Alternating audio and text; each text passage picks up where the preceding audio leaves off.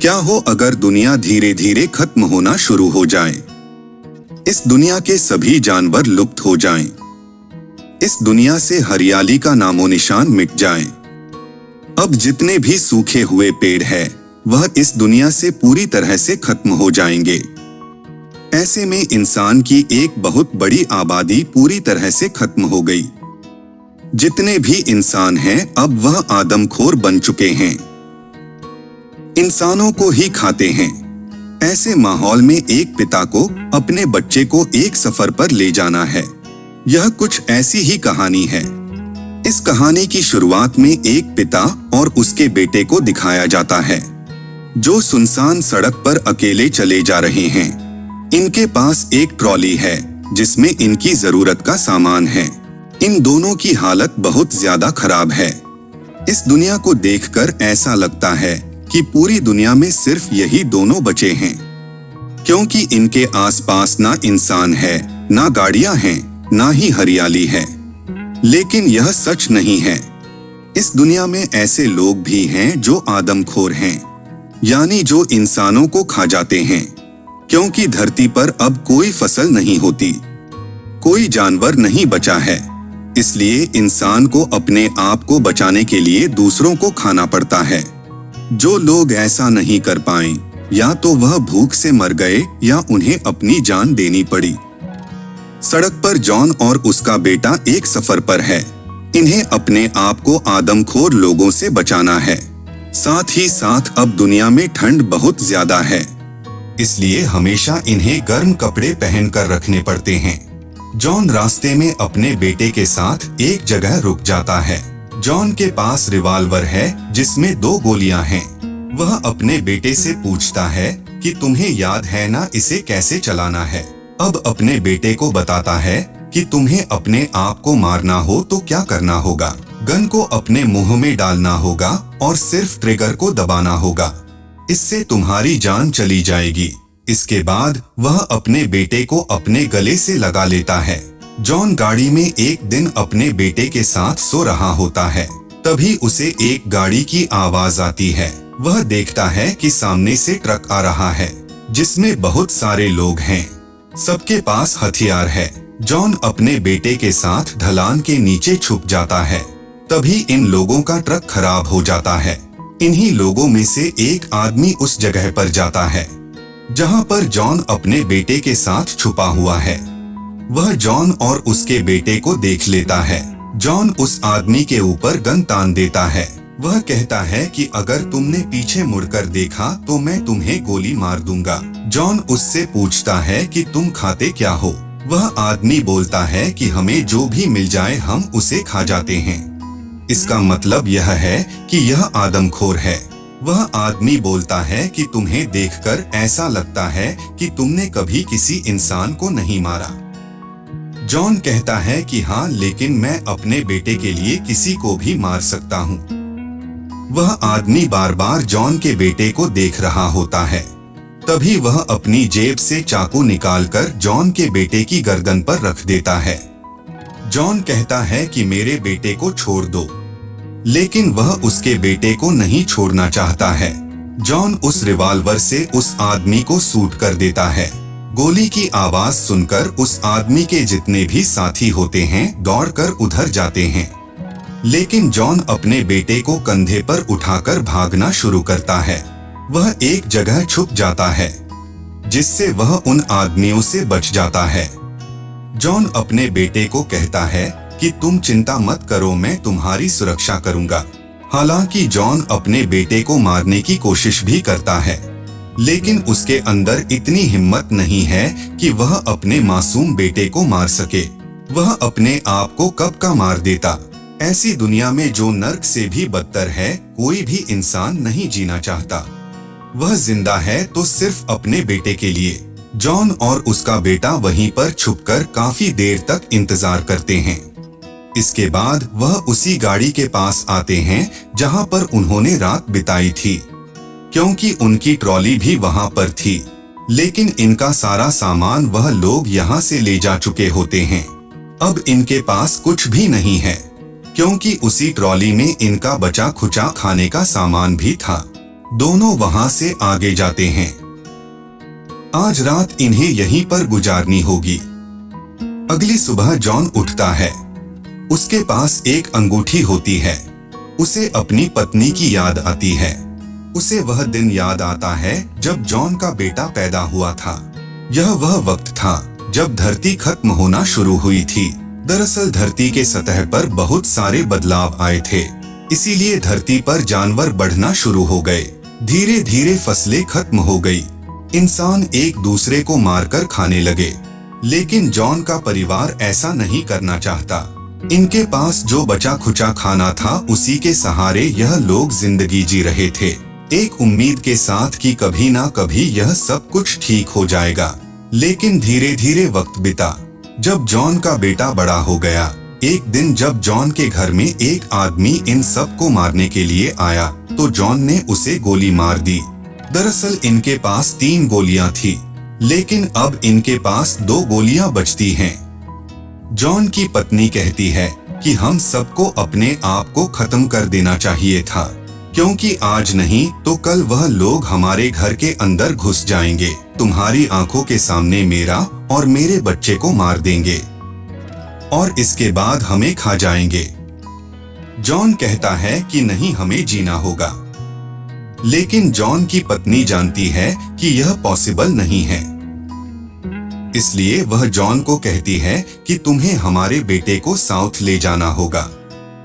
दरअसल इन्होंने सुना होता है कि साउथ में अभी भी एक ऐसी बस्ती है जहां पर इंसान रहते हैं, जहां पर इंसान सुरक्षित हैं। लेकिन प्रॉब्लम यह होती है कि इनके पास इतना राशन नहीं होता कि तीनों उस सफर पर निकल सके। इसीलिए जॉन की पत्नी उसे गन देती है। वह कहती है कि मैं तुम्हारे साथ नहीं जा सकती। अगर कोई मुसीबत आए तो तुम दोनों अपने आप को गोली से मार लेना। वह अपना गरम कोट और अपनी टोपी उतार देती है। दरअसल यहाँ पर बहुत ज्यादा ठंड होती है। वह अपनी जान देना चाहती है। जॉन उससे बहुत रिक्वेस्ट करता है। वह कहता है कि एक रात और रुक जाओ, क्योंकि वह अपनी पत्नी के साथ एक और रात गुजारना चाहता है। जॉन की पत्नी कहती है कि नहीं, अब यह पॉसिबल नहीं है। वह जंगल में अंधेरे में ही अपने गर्म कपड़े को घर में छोड़कर निकल जाती है, यानी कि उसने अपनी जान दे दी। जॉन इतना मजबूर था कि वह चाहकर भी अपनी पत्नी की मदद नहीं कर पाया। कहानी वापस प्रेजेंट में आती है।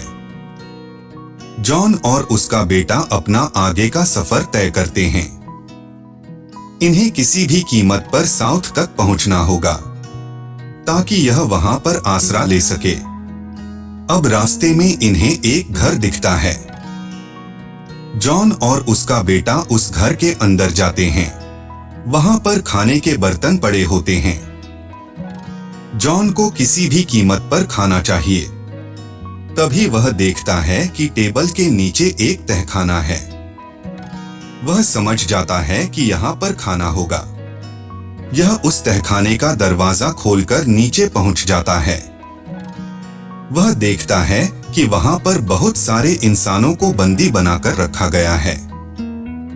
जॉन जल्दी से अपने बेटे के साथ ऊपर वापस आ जाता है।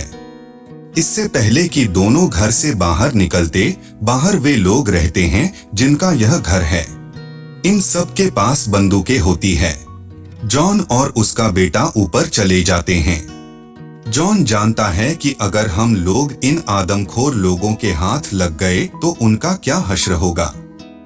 जॉन अपने बेटे के सिर पर गन तान देता है, क्योंकि वह उसको एक अच्छी मौत देना चाहता है। इससे पहले कि वह अपने बेटे को गोली मारता, तहखाने का दरवाजा ऊपर की तरफ खुलना शुरू हो जाता है। उस घर के जितने भी सदस्य होते हैं सब उस जगह पहुंचना शुरू कर देते हैं। तभी जॉन को मौका मिल जाता है घर से निकलने का। वह झाड़ियों के पीछे छुप जाता है। तभी उस घर के 2 सदस्य बाहर आते हैं। अपनी दूरबीन से चारों तरफ देखते हैं कि यहाँ से कोई भागा तो नहीं है, लेकिन उन्हें वहां पर कोई भी नहीं दिखता। जॉन और उसका बेटा रात तक वहीं पर छुपे रहते हैं। इसके बाद वे लोग वहां से निकलकर एक सुरक्षित जगह पर पहुंच जाते हैं। जॉन की हिम्मत धीरे धीरे जवाब दे रही है, क्योंकि उनका खाना खत्म हो चुका है। जब वे लोग आगे जाते हैं तो उन्हें रास्ते में एक घर दिखता है। जॉन उस घर में खाने की तलाश में जाता है, लेकिन उसे वहां पर खाना नहीं मिलता। घर के पीछे जाता है। जब वह ढक्कन को खोलकर नीचे जाता है, एक छुपा हुआ कमरा होता है जहां पर ढेर सारा खाना होता है, बल्कि यहाँ पर रहने की, खाने की, पीने की हर तरह की सुविधा होती है। यह देखकर जॉन खुश हो जाता है। आज जॉन और उसके बेटे ने कई महीनों के बाद भरपेट खाना खाया है। दोनों यहाँ पर अपने हुलिये को भी ठीक कर लेते हैं। रात को जब यह लोग यहाँ पर होते हैं तो इन्हें एहसास होता है कि ऊपर कोई है। जॉन कहता है कि हमें यहाँ से निकलना होगा, यह जगह सुरक्षित नहीं है। अगली सुबह जॉन और उसका बेटा वहां से बहुत सारा खाना लेकर आगे निकल पड़ते हैं। जब वे लोग रास्ते में जा रहे होते हैं तो उन्हें एक आदमी दिखता है। इनकी आवाज सुनकर वह आदमी पीछे पलटता है। वह आदमी कहता है कि तुम मेरा पीछा क्यों कर रहे हो? जॉन कहता है कि हम आपका पीछा नहीं कर रहे हैं। बूढ़ा आदमी कहता है कि मेरे पास तुम्हारे लिए कुछ भी नहीं है। वह अपना बैग जॉन की तरफ फेंक देता है। जॉन कहता है कि हम डकैत नहीं हैं। बूढ़े आदमी की हालत बहुत ज्यादा खराब होती है।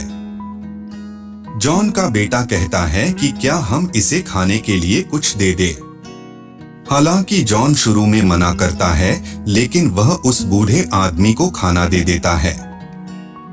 जॉन को विश्वास हो जाता है कि वह बूढ़ा आदमी इनकी तरह एक मुसाफिर है। रात को तीनों डिनर करते हैं। बूढ़ा आदमी कहता है कि जब मैंने तुम्हारे बेटे को देखा तो मुझे लगा कि यह कोई एंजेल है, क्योंकि कई सालों से मैंने किसी बच्चे को नहीं देखा। मेरा भी एक बेटा था जिसे दूसरे लोगों ने मार दिया। सुबह में बूढ़ा आदमी वहां से अकेले ही निकल जाता है। जॉन और उसका बेटा साउथ की तरफ बढ़ना शुरू कर देते हैं। जॉन की अब तबीयत भी खराब होना शुरू हो जाती है, लेकिन वह अपनी आशा नहीं खोता। जब यह समुद्र के पास पहुंचते हैं तो वहां पर समुद्र का रंग नीला नहीं होता बल्कि काला होता है, और ना ही कभी आसमान में सूरज दिखता है। जॉन अपने दूरबीन से समुद्र के अंदर देखता है तो उसे वहां पर एक जहाज दिखती है। जॉन अपने बेटे को रिवॉल्वर देता है। जॉन कहता है कि तुम मेरा यहीं पर इंतजार करना। वह तैरता हुआ समुद्र में जहाज की तरफ निकल पड़ता है। जॉन का बेटा यहाँ पर सो जाता है। तभी यहाँ पर किसी के पैर दिखाए जाते हैं। कुछ देर बाद जब जॉन का बेटा उठता है तो वह देखता है कि उसके चारों तरफ कुछ भी नहीं है। उसका सारा सामान कोई चोरी करके ले गया। जॉन जहाज से वापस आ चुका होता है। उसके पास कुछ सामान होता है जो वह जहाज से लेकर आया होता है। वह देखता है कि इनका सारा सामान चोरी हो चुका है। हालांकि रिवॉल्वर अभी भी जॉन के बेटे के पास है। यहाँ पर जॉन के जूते भी चोरी हो चुके हैं। वह अपने बेटे को कंधे पर उठाता है और उस तरफ भागता है जिस तरफ वह आदमी सामान लेकर भागता है। वह आदमी इन्हें दिख जाता है जो ट्रॉली में सामान लेकर जा रहा होता है। जॉन को रास्ते में चलते हुए बहुत दर्द हो रहा होता है, क्योंकि उसके पैर में जूते नहीं हैं। लेकिन किसी तरह से वह उस आदमी तक पहुंच जाता है। अपनी बंदूक उस पर तान देता है। उस आदमी के हाथ में भी बंदूक होता है, लेकिन वह डरा हुआ है। जॉन कहता है कि मेरे कपड़े उतारो, मेरे जूते मुझे वापस दो। नहीं तो मैं तुम्हें गोली मार दूंगा। जॉन का बेटा कहता है कि पिताजी ऐसा मत करना। वह आदमी कहता है कि अपने बेटे की बात सुनो। लेकिन जॉन उससे अपना सारा सामान वापस लेना चाहता है। उस आदमी को उसे सब कुछ देना पड़ता है। वह आदमी कहता है कि मैं भूखा हूँ, मैं मर जाऊंगा। लेकिन जॉन उसकी एक बात नहीं सुनता। ट्रॉली लेकर वह वहां से निकल जाता है। जॉन का बेटा अपने पिता से नाराज है। वह कहता है कि हमें उसकी मदद करनी चाहिए। वह डरा हुआ है, उसे खाने की जरूरत है। जॉन अपने बेटे की बात मान जाता है। वह वापस उसी जगह पर जाता है, लेकिन वह आदमी वहां पर नहीं रहता। वह उस आदमी के लिए कपड़े और खाना रखकर आगे निकल जाता है। जब यह लोग एक घर के आगे से निकलते हैं तो इनके ऊपर कोई तीर चलाता है। जॉन और उसका बेटा ट्रॉली के पीछे छुप जाते हैं। लेकिन दूसरा तीर जॉन के पैर पर आकर लगता है। जॉन जब जहाज के अंदर गया था तो वहां से एक फ्लेयर गन लाया था। वह उस गन से खिड़की के अंदर निशाना लगाता है जहां से तीर चल रही है। उसका निशाना बिल्कुल सही जगह पर लगता है। अब जॉन उस घर के अंदर जाता है। वह देखता है कि जिस फ्लेयर गन से उसने निशाना लगाया था वह आदमी मर चुका है।